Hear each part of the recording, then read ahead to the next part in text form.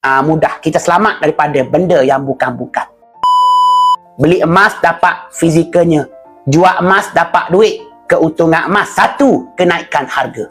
Mudah. Kita selamat daripada benda yang bukan-bukan. Sebab tu tuan-puan menabung melalui syarikat public go, kita selamat daripada benda yang bukan-bukan. Tak ada lagi orang buat simpanan emas melalui syarikat public go, tak terima emas, tak ada rekod bersih 100% sejak ditubuhkan pada tahun 2008.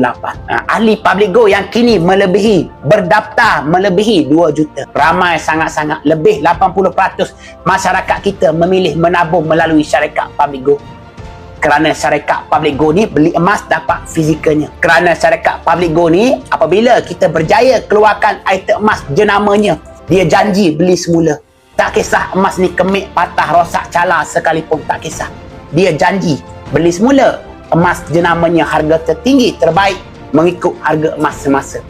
Syarikat public go ni tuan-puan mampu sediakan stok yang banyak. Tuan-puan nak beli berapa kilo? 10 kilo, 20 kilo, 31 kilo. Dia mampu sediakan stok yang banyak. Walaupun waktu itu harga tengah jatuh.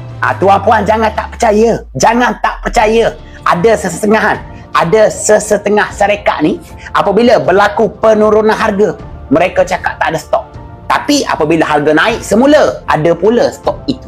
Tapi melalui syarikat public go, sebanyak mana kita nak beli. Berlaku penurunan harga, kita boleh beli aset yang mahal banyak-banyak dengan harga yang murah.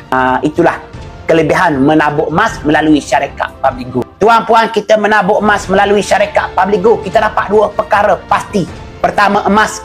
Kedua, ilmu. Kerana syarikat public go menyediakan sistem dealer. Dealer-dealer yang akan guide kita buat tabungan emas dengan cara yang betul, buat dengan ilmu.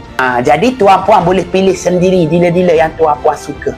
Jadi tuan-puan, kalau saya orangnya, tuan-puan isi bit biru yang saya tinggalkan.